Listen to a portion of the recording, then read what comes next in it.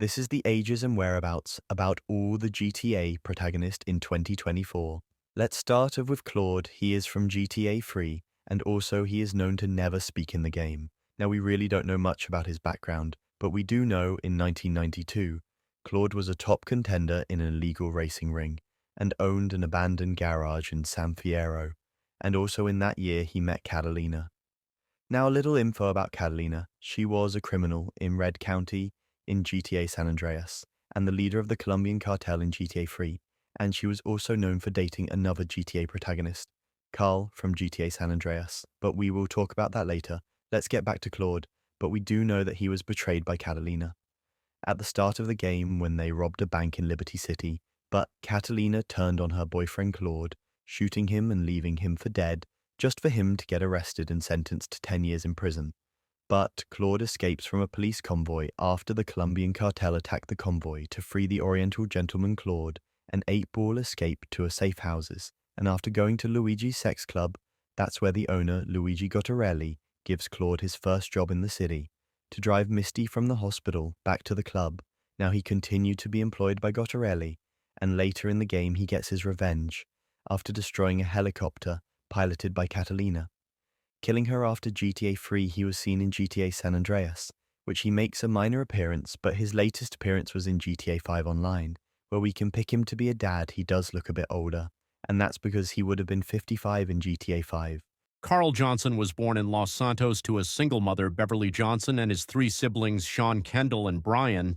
And during his childhood, he would meet and grow up with Big Smoke and Ryder. His crime life would begin after Sweet became the leader of the Grove Street families and introduced him in gang life. Around 1985, the Grove Street families were at the height of their power. Everything was going well for CJ until his younger brother Brian died. In 1987, the cause of death was never released, and after Brian's death, Sweet laments that Carl let Brian die. Carl was no longer considered a member of Grove Street and would later have to earn his way back into the gang.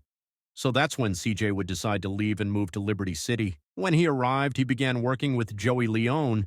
His work consisted of stealing cars, but sadly in 1992, CJ mother Beverly Johnson is killed in a drive-by by the Ballas. Sweet phones Carl and informs him, and Carl agrees to return for the funeral. Carl returns and takes a taxi to his mother's house, but is arrested and confronted by Crash members, Frank Tenpenny, Eddie Pulaski, and Jimmy Hernandez, who explain that Carl will do work for them, or they will frame him for killing their fellow officer Ralph Pendlebury. After this incident, he would meet with Big Smoke at the Johnson house. Carl finally reunites with his siblings and friends. Carl quickly learns that the Grove Street families lost much of their power over the last 5 years, so that's when he works to bring the family back up. CJ and Sweet work furiously to successfully bring the gang back to power. At the very end of the game, Carl is a young and wealthy man. His assets and business interests include the Grove Street Families Gang and Mad Dog's contract in Los Santos, a car garage, and several other properties in San Fierro, and shares in the Four Dragons Casino in Las Venturas, as well as the government's $60 million jetpack. We can clearly see that he's doing good for himself, and he is probably retired at the age of 56. Let's move on to Tommy Vercetti. He is from GTA Vice City. Thomas Vercetti was born in Liberty City in 1951. His father worked in a printing shop, and as a child, Tommy used to clean the rollers with him, and for Tommy's mother, he said that he had a bad relationship with his mother.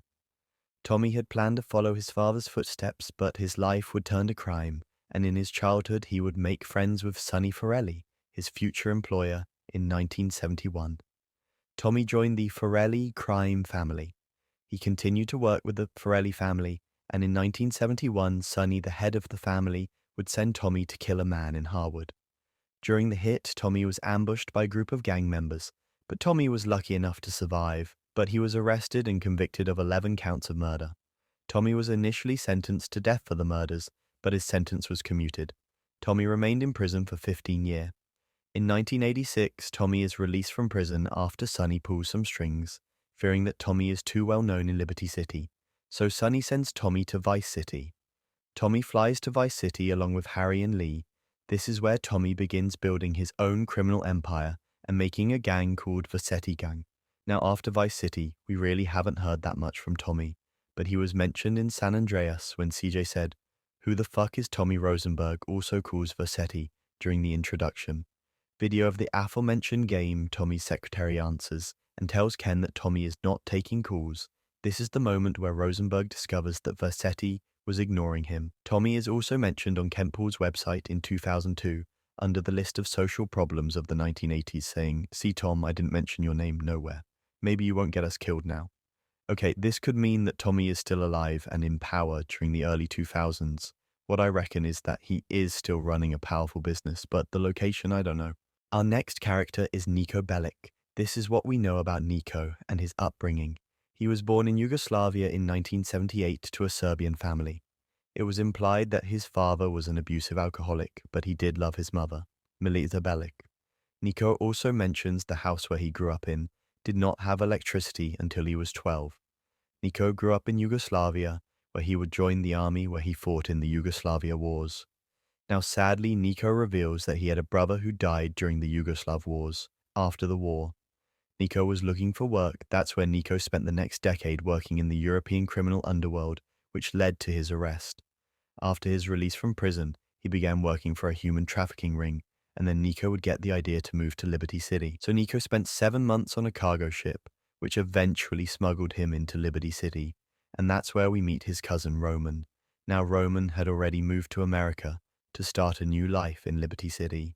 Niko's first job was assisting Roman in his taxi business, and also protecting Roman from the loan sharks who were harassing him, but Niko would end up joining the Russian mafia.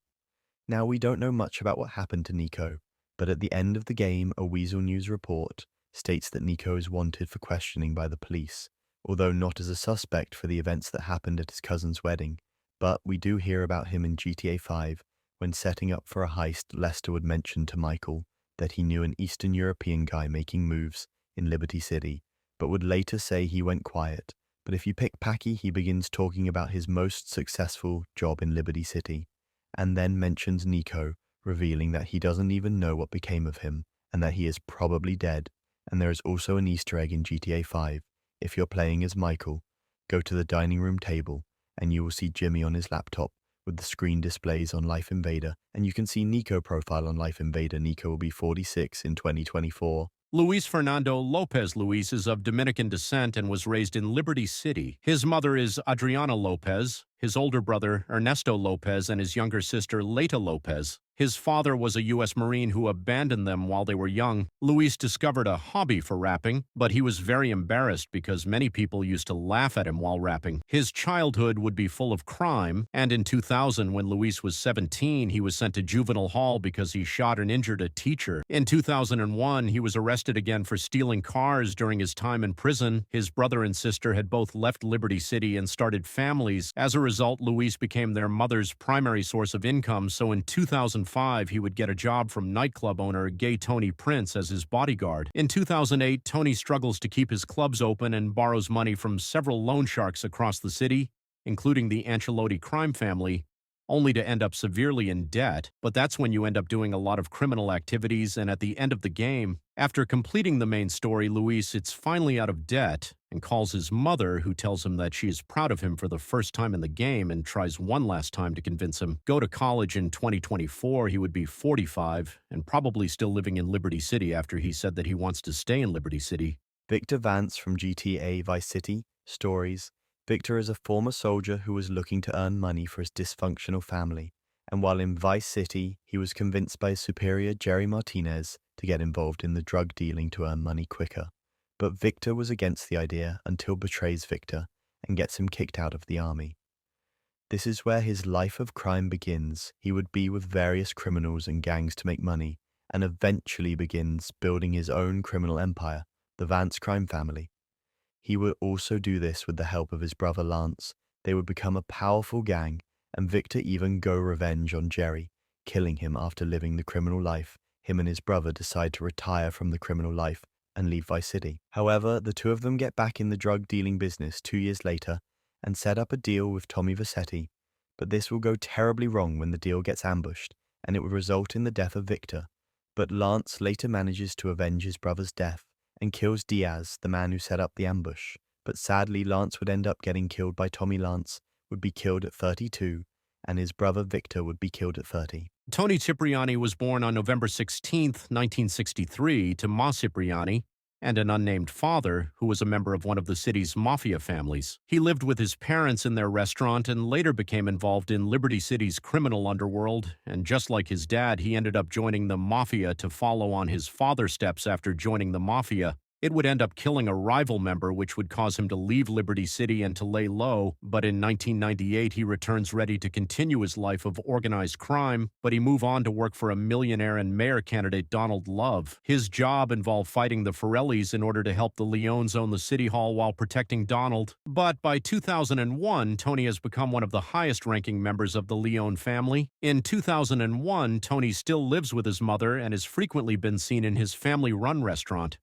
where he provides Claude with jobs. In 2001, Toni still lives with his mother and has frequently been seen in his family-run restaurant, where he provides Claude with jobs. The constant insulting from his mother about him not being able to be like his father and failing to meet up to her expectations forces him to call the local chat radio station, Chatterbox FM, and complain about his mother's constant berating. It's completely unknown what happens with Toni after Salvatore Leone gets assassinated by Claude, but it's presumed that Toni takes control as Don or underboss of the Leone family, simply because Joey Leone, Salvatore's son, hasn't exactly done much to help the family, but he's probably living his best life at 60, hopefully. Franklin Clinton was born in South Los Santos, San Andreas in 1988. He never knew his father, and his mother became a cocaine addict when Franklin was very young. As a child, Franklin often heard stories about how his father was violent and physically abusive towards his mother, possibly causing her to turn to cocaine to escape being abused. Franklin's father left while his mother was still pregnant with him. His mother's addiction eventually led to her death when Franklin was a little boy. After his mother's death, he would move in with his grandparents for a while until they passed away,